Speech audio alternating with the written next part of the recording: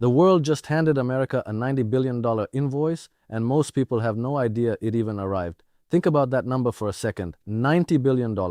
That is not a rounding error. That is not background noise in a quarterly earnings report. That is the estimated annual cost of what happened when China quietly, methodically, and with remarkable strategic patience stopped buying American goods.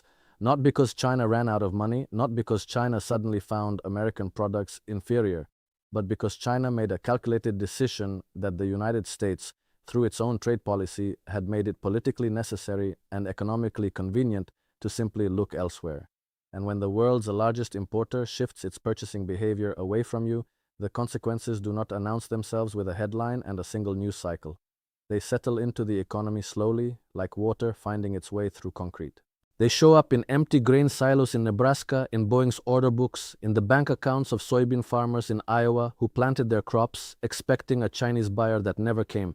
This is not just a trade story. This is a story about power, leverage, and what happens when a country mistakes aggression for strategy.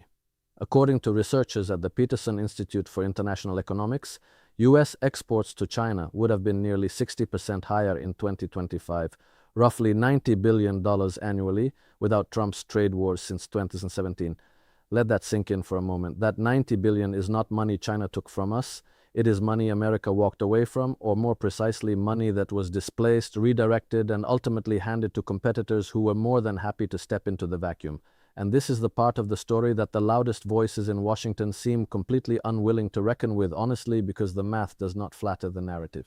In nominal terms, U.S. exports of goods to China were 26% lower in 2025 than in 2024. And as a share of total U.S. output, sales of goods and services to China had fallen to nearly half their 2017 levels on the eve of the first tariff push. Half of what the relationship once was. And this is happening not in some distant hypothetical future, but right now, in a relationship that took decades to build and is taking just a handful of years to dismantle. Now, I want to be very careful here because I am not suggesting that the United States should simply surrender its economic interests to Beijing or pretend that China has not engaged in practices that genuinely disadvantaged American workers and firms. That would be intellectually dishonest. But there is a vast distance between a smart, coordinated, long-term strategy and what we have actually witnessed, which is a series of aggressive escalations that generated enormous domestic political energy while producing outcomes that look, by any honest accounting, like strategic own goals. Let us talk about what actually happened in 2025, because the sequence of events tells you everything you need to know about how economic leverage actually works versus how politicians talk about it. On April 2, 2025, the United States imposed a 34% duty on Chinese imports, which was added on top of earlier tariffs. China responded by imposing a matching tariff. Trump then raised tariffs by an additional 50%, bringing the baseline tariff on Chinese goods to 104%. China matched again. The US then raised its tariffs to 145%, and China responded by raising its tariffs to 125%. What you have just witnessed in that sequence is not a negotiation. That is two parties locking themselves into a mutual economic chokehold, while each one tells their domestic audience that the other side is about to tap out. But China did not tap out. China redirected. When China retaliated, U.S. goods shipments to the world's third largest importing economy fell to levels not seen since the global financial crisis of 2008 and 2009, even deeper than the plunge seen in 2020 when pandemic lockdowns caused supply chains to collapse. The comparison to the global financial crisis is not rhetorical flourish. That is a real benchmark. The 2008 collapse was considered one of the most catastrophic disruptions to global trade in the modern era, and the trade war of 2025 managed to produce export numbers that were comparable. Think about what that means in human terms. Every dollar of export that does not leave an American factory, port, or farm is a dollar that does not support an American job, an American paycheck, an American community. Now let us get specific, because the most revealing details are always in the specifics. Let us start with American agriculture, because this is where the consequences land hardest and where the political irony is the sharpest. The farming communities of the American heartland, the very people who stood behind trade war politics most enthusiastically, have absorbed some of the most severe blows. U.S. agricultural exports to China collapsed in 2025, falling 54% from January through August and wiping out $7.4 billion in value. Soybeans absorbed the largest decline, dropping 2.7 billion and accounting for one-third of total export losses. Cotton shipments fell nearly 89%. Coarse grain exports collapsed 97%, corn exports plunged 99%, and wheat shipments dropped to zero. Read those numbers again slowly. Corn exports to China dropped 99%, wheat exports dropped to zero. These are not numbers from a country facing an economic embargo. These are the numbers of a country that got outmaneuvered in a trade dispute by an adversary that spent several years quietly building alternative supply chains, precisely so that it would not need to capitulate under pressure. And here is the truly painful part. China's soybean imports are not shrinking. In fact, they have reached record levels. But the bulk of that demand is now being met by competitors. China has steadily diversified its suppliers, turning more to Brazil and Argentina for soybeans, grains, and protein.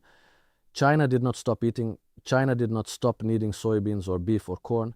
China just stopped buying them from you.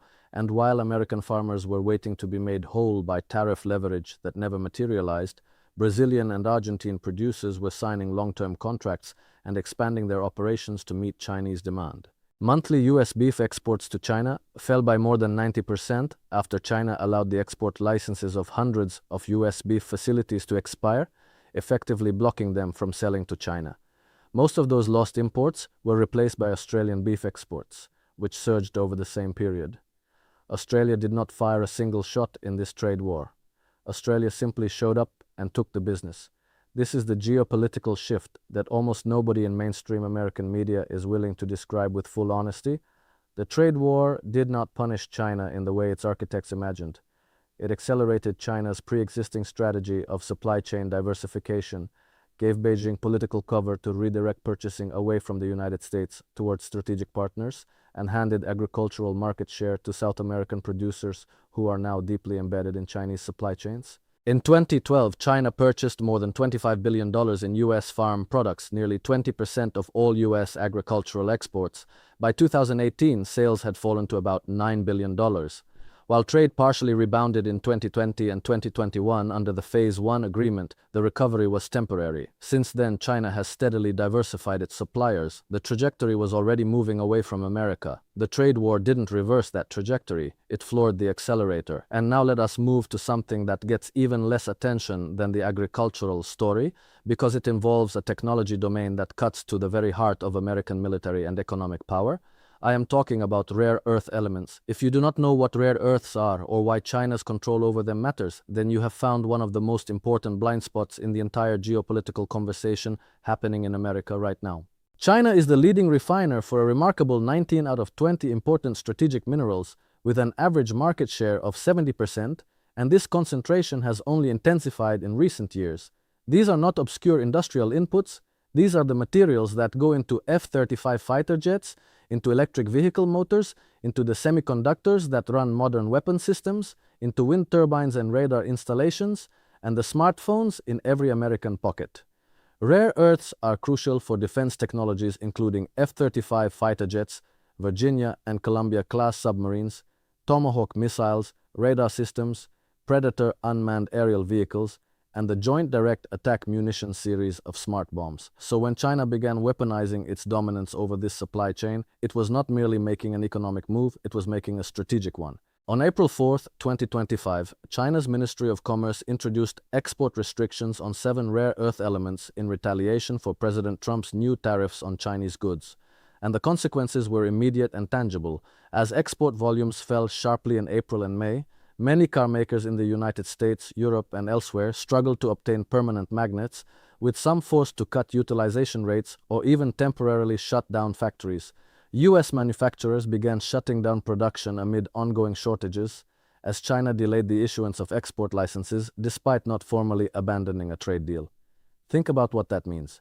American factories, making products that the United States depends on for both its consumer economy and its defense industrial base, were going dark not because of a natural disaster or a financial crisis, but because of a trade policy decision that underestimated the depth of Chinese leverage. And when you look at the defense implications specifically, the picture becomes even more sobering. China is rapidly scaling up its munitions manufacturing capacity and acquiring advanced weapons platforms at a rate estimated to be 5 to 6 times faster than that of the United States. while the US is already struggling to keep pace in the production of key defense systems. There is a deeply uncomfortable irony embedded in all of this. The trade war was, among other things, framed as a way to strengthen American manufacturing and reduce dependence on China. But the rare earth restrictions revealed that the dependence was so structural, so deeply embedded in American supply chains, that the leverage runs powerfully in the opposite direction in critical sectors. The United States will be on the back foot for the foreseeable future, given that developing mining and processing capabilities requires a long-term effort. Even with recent investments, the United States is a long way off from meeting the Defense Department's goal for a mine-to-magnet rare earth supply chain independent of China. You cannot build a mine-to-magnet supply chain in a year. You cannot reverse decades of offshoring and Chinese industrial policy in a single presidential term, regardless of how high the tariffs go. Now, some people at this point will say, well, the trade deficit with China narrowed, and that is technically true in a narrow accounting sense. In 2025, the goods deficit with China decreased by 93.4 billion to 202.1 billion, with exports decreasing 36.9 billion and imports decreasing $130.4 billion. But pause and really examine what that statement means. The deficit narrowed because both sides of the trade relationship shrank. American exports to China went down, American imports from China went down. It is the economic equivalent of saying your household finances improved because you both lost your income and stopped spending. The deficit shrinking in this manner is not a sign of economic rebalancing. It is a sign of decoupling, and decoupling, when it happens without a strategic plan to replace lost markets and lost supply chains, is just a polite word for mutual economic damage. US imports and exports with China fell more than 25% by the end of 2025, while China reached a $1.1 trillion trade surplus that same year in spite of US tariffs. China's overall trade surplus hit $1.1 trillion, while America was congratulating itself on narrowing the bilateral deficit. The goods that used to go to America went somewhere else. China found new buyers. American producers, in many cases, could not say the same thing. That asymmetry is the story underneath the story. That asymmetry is what the $90 billion figure is really pointing at. And let us now talk about the manufacturing export picture, because it connects the agricultural losses and the rare earth vulnerabilities into a single coherent narrative about structural economic decline. US real manufacturing exports to China fell 7% in 2025 alone and landed more than 16% below 2017 levels. Aircraft exports, historically one of the largest US export categories to China, saw China temporarily halt deliveries again during the trade war. Boeing, the American company that was once synonymous with global aviation dominance, is losing ground to Airbus in China's enormous aviation market. Chinese airlines are poised to order up to 300 Airbus jets, with Airbus inaugurating a second assembly line in Tianjin. Boeing, hampered by production delays and safety concerns, risks losing 20% of its historical deliveries to China, with the US response to escalating controls hastening bifurcation as China invests in domestic alternatives like COMAC. This is how power shifts in the modern world. It does not always happen on a battlefield. Sometimes it happens in a procurement decision. Sometimes it happens when a Chinese airline signs a contract with Airbus instead of Boeing. Sometimes it happens when a Brazilian farmer plants soybeans for a Chinese buyer that used to be an American buyer. Sometimes it happens when an American auto parts manufacturer cannot get the rare earth magnets it needs and has to slow its production line while a Chinese competitor keeps running. The accumulated weight of these individual decisions, multiplied across entire industries and entire continents over years and decades, is how geopolitical power actually moves. China has been undergoing a painful deleveraging process since the bursting of its real estate bubble in 2022, characterized by declining consumption and reduced investment, typical of a balance sheet recession, leaving domestic demand weak. This is important context because it means that China's reduction in American goods was not purely retaliatory. Some of it reflected genuine structural weakening in Chinese domestic demand. But here is the critical distinction. When Chinese demand for imports contracted, the contraction fell disproportionately on American exporters because Chinese policy actively directed purchasing toward alternative suppliers. The demand loss was real. The redirection of remaining demand away from America was a choice. The Trump administration announced up to $11 billion of subsidies to farmers affected by trade market disruptions, with payments beginning in early 2026. $11 billion in government subsidies to compensate farmers for market access that American trade policy helped destroy. This is the part that should make every American taxpayer pause, regardless of political affiliation. The tariffs were supposed to bring leverage. The leverage was supposed to produce concessions. The concessions did not materialize in the form that was promised, and so now the government is taxing American consumers through higher prices on imported goods and simultaneously taxing American taxpayers through farm subsidies to paper over the consequences of a trade strategy that did not produce the outcomes its proponents promised. As of early 2026, China continued to leverage its control of the rare earth supply chain, significantly restricting shipments of export-controlled rare earth compounds and metals to the United States, with China shipping only trace amounts of controlled elements in January and February 2026. The leverage does not end with a truce announcement. The structural vulnerabilities do not disappear with a handshake in Busan or Geneva. They persist because they are rooted in decades of industrial policy, geological reality, and strategic investment. China did not build its rare earth dominance in a year, and America cannot undo it in a year. What the $90 billion figure really represents, when you trace it honestly through all of these threads, is the cost of strategic miscalculation. Not a miscalculation about whether China engages in unfair trade practices, because it does.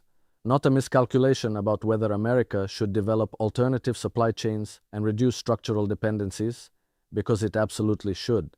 The miscalculation was tactical and temporal. It was the belief that maximum pressure, applied quickly and without long-term preparation for the consequences, would produce rapid capitulation from an adversary that has demonstrated, consistently and across multiple administrations, a capacity for patience that American political cycles cannot match. China's export share to the US has declined from 19% in 2017 to just 11.4% in early 2025, as China increasingly looks to diversify its trading partners and reduce reliance on US markets. China was already preparing for a world with less American trade. Washington was not preparing for a world with less Chinese purchasing. The real question now, the one that matters going forward, is whether America can find the strategic patience and institutional discipline to do the hard long-term work of rebuilding supply chains, diversifying export markets, investing in domestic processing capacity for critical minerals, and building the kind of stable, rules-based trade architecture that protects American interests without triggering the very vulnerabilities that economic warfare exposes.